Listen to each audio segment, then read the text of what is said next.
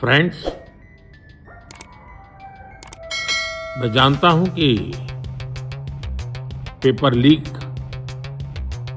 ये कोई मामूली विषय नहीं है। लाखों विद्यार्थी और उनके अभिभावकों के लिए बहुत ही पीड़ादायक है और इसलिए पेपर लीक घटना से अब तक पिछले 2.5 महीनों में अनेक विहित कदम उठाए गए, गुनहगारों को पकड़ा गया है, वे जेल में पड़े हैं। हमारा सबसे महत्वपूर्ण जिम्मा था कि विद्यार्थियों का 1 वर्ष बर्बाद न हो। तत्काल परीक्षाएं लेना बहुत जरूरी था। सरकार ने अभी पूरी शक्ति का उपयोग करके कम से कम समय में 22 लाख जितने विद्यार्थियों के एग्जाम हो जाएं, इसका प्रबंध किया। और अभी 5-6 दिन पहले 19 तारीख को रिजल्ट भी आ गया और देश भर में उत्तीर्ण हो गए विद्यार्थियों की खुशियों की खबरें भी आ रही है। लेकिन हम वहां पर संतोष मानने वाले लोगों में से नहीं है और इसलिए मैंने आज फास्ट ट्रैक कोर्ट के लिए विभागों को निर्देश दिए थे। आज विभागों ने लगातार मेहनत करके देर रात मुझे मुसद्दा भी दे दिया। फास्ट ट्रैक कोर्ट और कठोर सजा के प्रावधान के साथ का ये मुसद्दा कल कैबिनेट में चर्चा होगी। कैबिनेट के साथियों के सुझाव के बाद उसका अंतिम रूप दिया जाएगा और सोमवार से संसद का दूसरा सप्ताह शुरू हो रहा है। तब जल्द से जल्द उस बिल को सदन में पारित कराने का प्रयास किया जाएगा। फ्रेंड्स, आज की वीडियो सिर्फ एक इंस्टाग्राम रील, एक स्पीच या एक पॉलिटिकल स्टेटमेंट की बात नहीं है। आज बात उस सवाल की है जो इस समय शायद देश के करोड़ों युवाओं के दिमाग में घूम रहा है। क्या सरकार ने आखिरकार जेन ज़ी की आवाज सुन ली है या फिर क्या ये सिर्फ एक डैमेज कंट्रोल एक्सरसाइज है? नमस्कार, आप देखना शुरू कर चुके हैं अरुंधति न्यूज़ और मैं हूं अभिजीत। कल रात प्रधानमंत्री नरेंद्र मोदी ने सोशल मीडिया पर एक वीडियो पोस्ट किया। उस वीडियो में उन्होंने युवाओं के भविष्य की बात की है, पेपर लीक जैसे मामलों में फास्ट ट्रैक कोर्ट्स की बात कही है, दोषियों को जल्दी सजा दिलाने की बात कही है और ये भरोसा दिलाने की कोशिश की है कि मेहनत करने वाले छात्रों के साथ अन्याय नहीं होने दिया जाएगा। चलिए, देर आए दुरुस्त आए। अगर आपने मेरी पुरानी वीडियोस देखी होंगी तो उसमें मैंने बहुत सीधे सीधे शब्दों में ये बात कही थी कि आखिर सरकार इस पूरे प्रोटेस्ट को विपक्ष के हाथों में जाने ही क्यों देना चाह रही है। मैंने ये बात बहुत सीधे सीधे शब्दों में कही थी कि सरकार आगे बढ़ के और इन जेनजीज से बात करे। ये वो लोग नहीं हैं जो किसानों की तरह साल भर तक धरने पे बैठे थे, या ये वो लोग नहीं हैं जो पहलवानों की तरह बहुत कम संख्या में थे। ये जेन ज़ी है, इशारों में बात करने वाले, अंगूठों और उंगलियों से दिल बनाने वाले। और ये वो जेन ज़ी है जो चुटकियों में आपके मजे ले सकते हैं।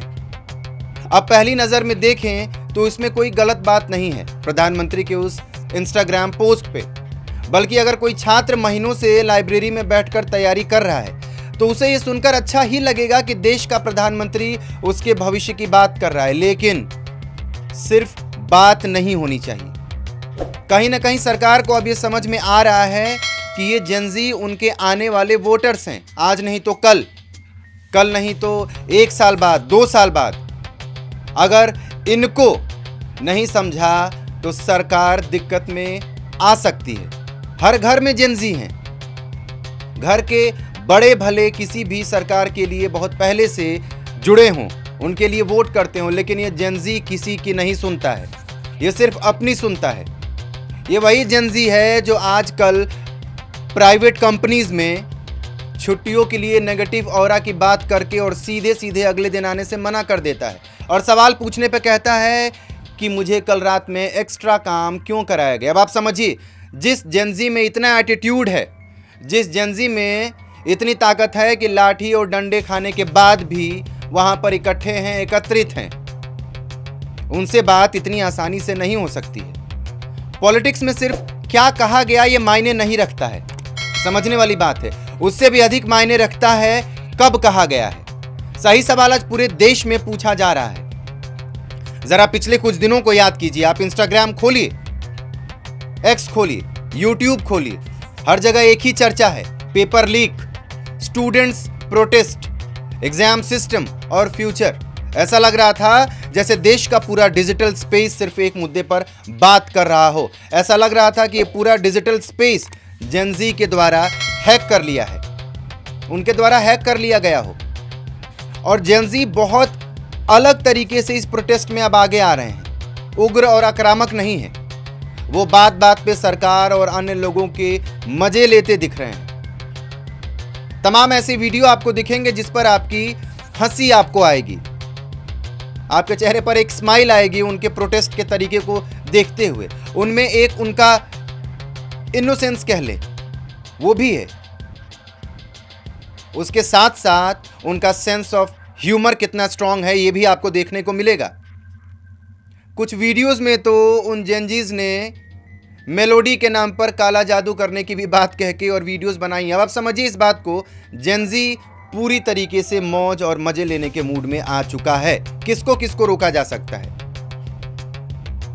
अब ये जो पूरा सोशल मीडिया का स्पेस है ये सिर्फ एक ही मुद्दे पर बात कर रहा है और फिर इसी माहौल के बीच प्रधानमंत्री का वीडियो आता है।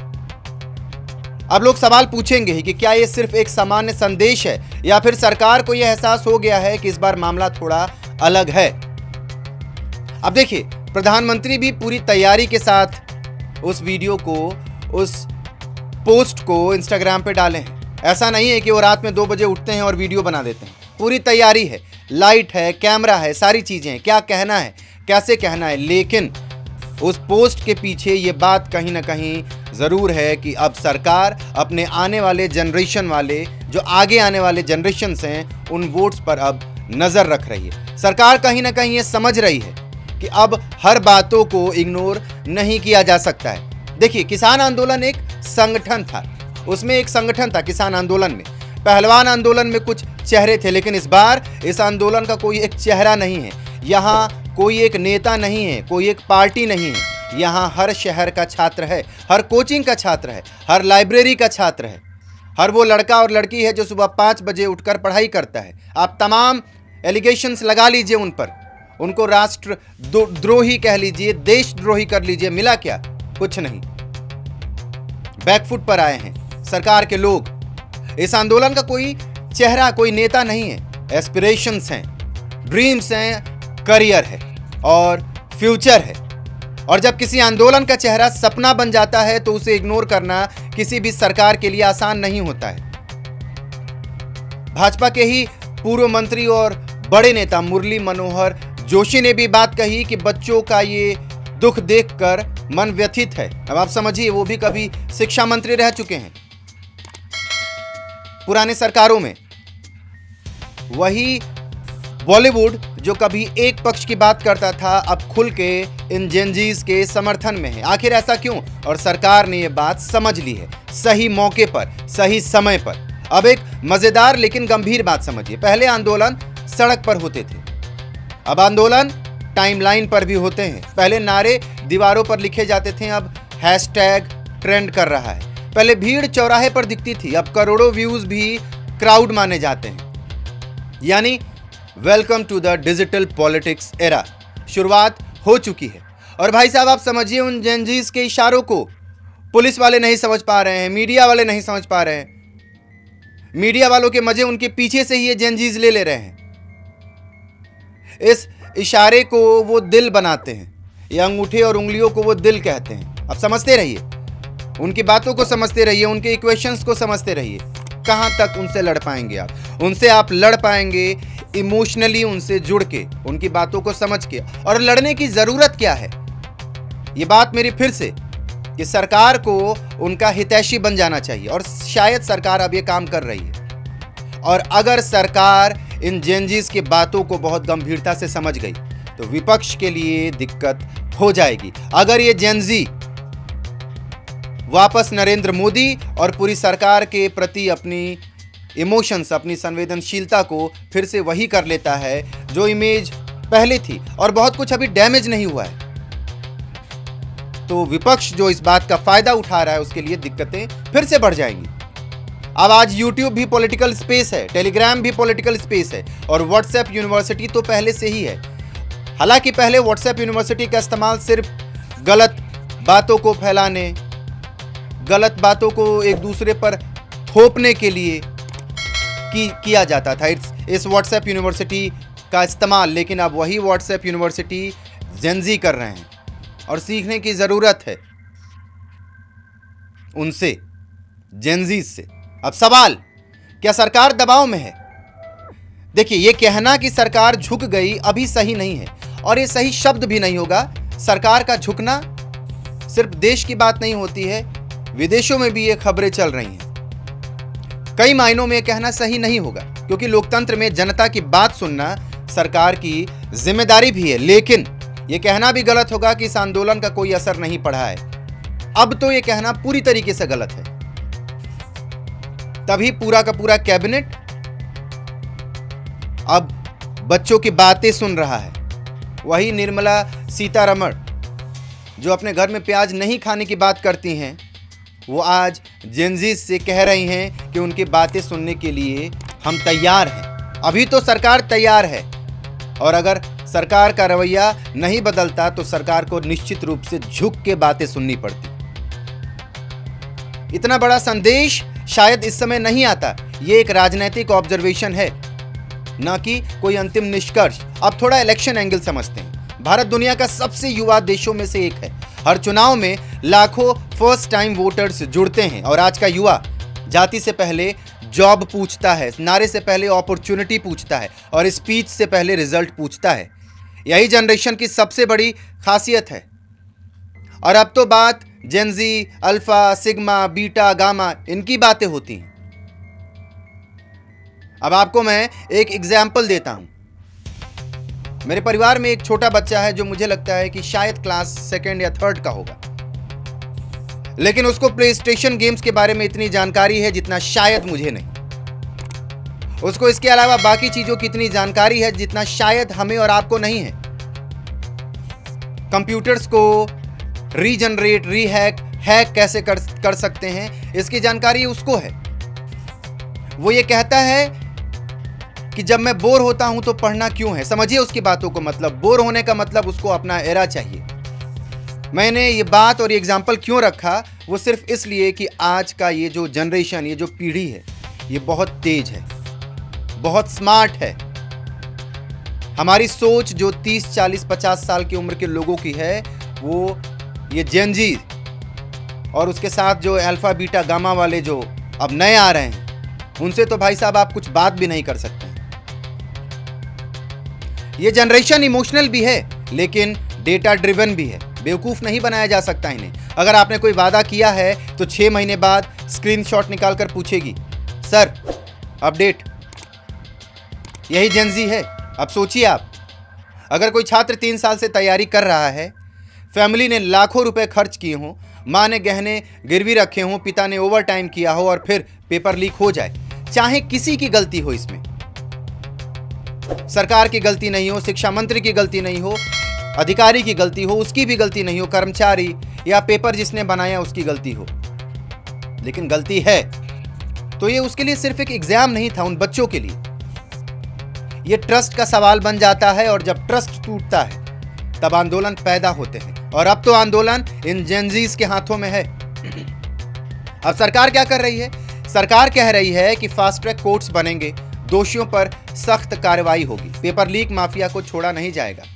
अगर ये सब ग्राउंड पर दिखाई देता है तो निश्चित रूप से सरकार को इसका पॉलिटिकल बेनिफिट मिलेगा, लेकिन अगर ये सिर्फ अनाउंसमेंट बनकर रह गया तो नुकसान भी उतना ही बड़ा हो सकता है, क्योंकि आज का युवा मेमोरी लॉस का शिकार नहीं है, इंटरनेट कभी भूलता नहीं है और इंटरनेट कभी भूलने नहीं देता है। अब ऑपोजिशन क्या करेगा? विपक्ष कहेगा अगर समस्या इतनी गंभीर थी तो पहले कार्रवाई क्यों नहीं हुई? अगर समाधान था तो देर क्यों हुई?